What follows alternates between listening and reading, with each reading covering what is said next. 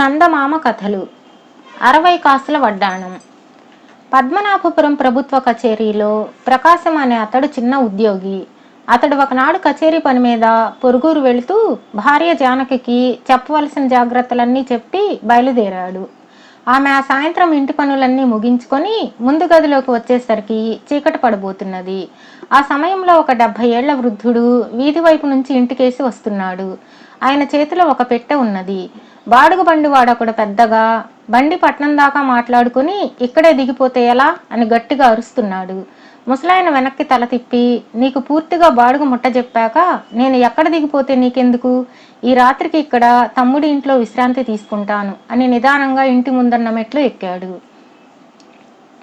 ఆయనను జానకి ఏనాడు చూసి ఉండలేదు. ఆమె ఆశ్చర్యంగా ఆయన కేసి చూస్తూ, ఎవరండి మీరు? ఇది ఎవరిల్లని అనుకుంటున్నారు అని అడిగింది. చెబుతాను, ముందు ఇన్ని మంచినీళ్లు తెచ్చిపెట్టు తల్లి అన్నాడు ముసలాయన దాపులోనున్న పడక కుర్చీలో కూర్చుంటూ. జానకి ఒక కంచు చెమ్ము నిండుగా నీళ్లు తెచ్చి ఇచ్చింది.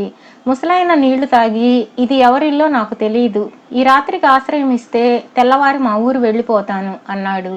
ఇది విని జానకి ముసలాయన్ని పరీక్షగా చూసింది. ఆయన ప్రమాదకరమైన మనిషిలా కనిపించలేదు. ఆమె కాస్త తటపటాయిస్తూ, ఆశ్రయం ఇవ్వడానికి అభ్యంతరం లేదు బాబుగారు, చూడబోతే మీరేదో కంగారులో ఉన్నట్టున్నారు అన్నది. అవునమ్మా, కంగారుకు భయముకు కారణం ఇది అంటూ ముసలాయన పక్కన పెట్టుకున్న పెట్టె మూత తీసి చూపించాడు.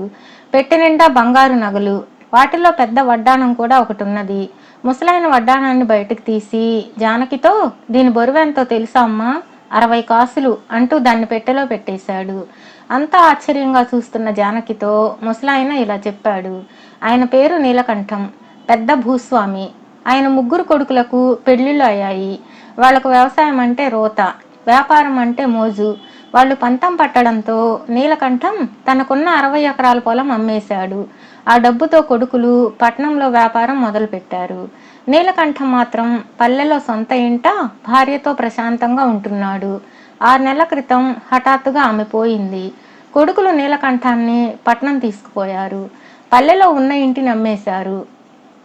ఆఖరిసారిగా ఆయన పల్లెకు పోయి భార్య నగలతో తిరిగి వస్తున్నాడు.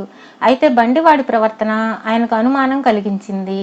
సాయంత్రానికల్లా పట్నం చేరవలసిన బండి నత్తనడకలు నడుస్తూ చీకటి పడే వేళకు ఈ ఊరు చేరింది. అంత బంగారంతో చీకటి వేళ ప్రయాణం చేయడం ఇష్టం లేక బంధువు ఉన్నాడన్న నెపంతో బండి దిగిపోయాడు నీలకంఠం. మంచి పని చేశారు, కాళ్ళు కడుక్కొని వస్తే వడ్డన చేస్తాను అంటూ వంటగదిలోకి వెళ్ళింది జానకి.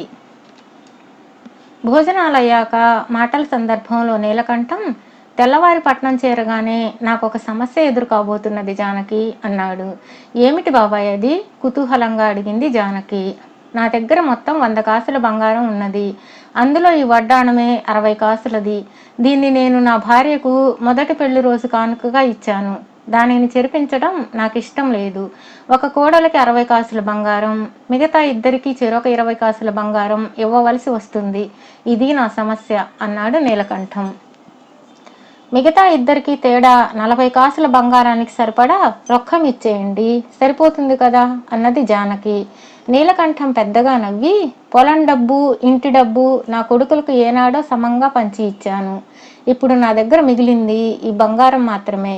ఇది పనిచేసి హాయిగా కొడుకుల దగ్గర ఏ చీకు చింత లేకుండా శేష జీవితం గడిపేస్తాను అన్నాడు. జానకి కాసేపు ఆలోచించి, అయితే ఆ వడ్డాణం మిమ్మల్ని ఎక్కువగా ప్రేమగా చూసే కోడలకు ఇవ్వండి అన్నది చిన్నగా నవ్వుతూ. నా 3 కోడళ్ళు నన్నెంతో గౌరవంగా ప్రేమగా చూస్తారు. అందువల్లనే వడ్డాణం వారిలో ఎవరికివ్వాలో తేల్చుకోలేకపోతున్నాను అన్నాడు నీలకంఠం. మీ దగ్గరున్న 100 కాసుల బంగారంలో 60 కాసుల వడ్డాణం ఎవరికో ఒకరికి వస్తుందని, దాన్ని చెరిపించడం మీకు ఇష్టం లేదని మీ కోడళ్లకు తెలుసా అని అడిగింది జానకి. తెలుసు, నేను బంగారం తీసుకురావడానికే ఊరికి ప్రయాణం అయ్యానని కూడా తెలుసు అన్నాడు నీలకంఠం. జానకి చాలాసేపు ఆలోచించి, మీ కోడళ్లలో మీ మీద ఎవరికి ఎక్కువ ప్రేమ ఉన్నదో చిన్న నాటకం ద్వారా బయట పెడతాను. అయితే నేను చెప్పినట్లు చేయాలి మీరు అన్నది. ఈ సమస్య తీరిపోతే నాకు నిశ్చింత, నువ్వు చెప్పినట్లే చేస్తాను తల్లి అన్నాడు నీలకంఠం. తెల్లవారుగానే ఏవో పత్రాలు సిద్ధం చేసి నీలకంఠం సంతకాలు తీసుకున్నది జానకి. తర్వాత ఆమె తమ ఊరి మనిషి ద్వారా నీలకంఠం కోడళ్లకు మీ మామగారు మిమ్మల్ని మాత్రమే వెంటనే బయలుదేరమ్మన్నారు అని కబురు పంపింది. మధ్యాహ్న సమయానికి నీలకంఠం కోడళ్ళు ముగ్గురు ఇంటి ముందు బండి దిగారు. వాళ్ళను చూస్తూనే జానకి నీలకంఠాన్ని లోపల గదిలోకి తీసుకుపోయి మంచం మీద పడుకోబెట్టి ముఖం మీద దుప్పటి కప్పుతూ ఇక మీరు లేరు అన్నది. అదేం మాట అన్నాడు నీలకంఠం ఉలిక్కిపడి.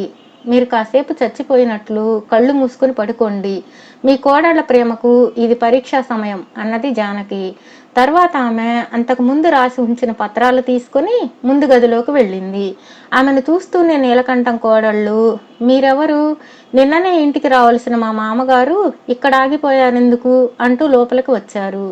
జానకి ఆ ముగ్గురి ముఖాలకేసి ఒకసారి పరీక్షగా చూసి మా ఆయన ప్రభుత్వ కచేరీలో న్యాయవాది, నీలకంఠం గారు ఆయనతో సంప్రదించి తన వద్ద ఉన్న బంగారాన్ని నగరంలోని వృద్ధుల ఆశ్రమానికి విరాళంగా ఇచ్చారు. ఆ పని మీదే మీ మామగారు ఇక్కడికి వచ్చారు అన్నది పత్రాలను వాళ్లకు చూపుతూ. కోడళ్ళు ముగ్గురు వెలవెలపోతూ అసలు ఆయన ఏరి, ఎందుకు మాకు ఇలా అన్యాయం చేశారు అన్నారు. ఆయన లోపల గదిలో ఉన్నారు, అయితే మీ ప్రశ్నకు జవాబు చెప్పలేరు. ఈ తెల్లవారుజామున హఠాత్తుగా కన్ను మూశారు అన్నది జానకి ఏమాత్రం తొణక్కుండా. అలాగా అంటూ నీలకంఠం పెద్ద కోడలు మెటికలు విరిచి ముసలి వెధవకు 3 పూటలా వేడివేడిగా వండి వడ్డించాను, పస్తులుంచి చంపినా పీడా పోయేది అన్నది. నిద్ర కూడా మానుకొని వైద్యుడు చెప్పిన మందులు శ్రద్ధగా ఇచ్చాను. ఆ చేత్తోనే గుక్కడు విషం గొంతులో పోసి ఉంటే ఈ అఘాయిత్యపు పని చేయకుండా హరి అనేవాడు అన్నది రెండో కోడలు పళ్ళు కొరుకుతూ. కంఠం నొప్పి పుట్టేదాకా గట్టిగా పురాణాలు చదివి వినిపించేదాన్ని, చేతులు చచ్చుపడేలా విసన కర్రతో విసిరేదాన్ని, అంతకన్నా దుడ్డు కర్రతో నెత్తి మీద గట్టిగా బాది ఉంటే పీడ పోయేది అన్నది మూడో కోడలు ఉక్రోషంగా.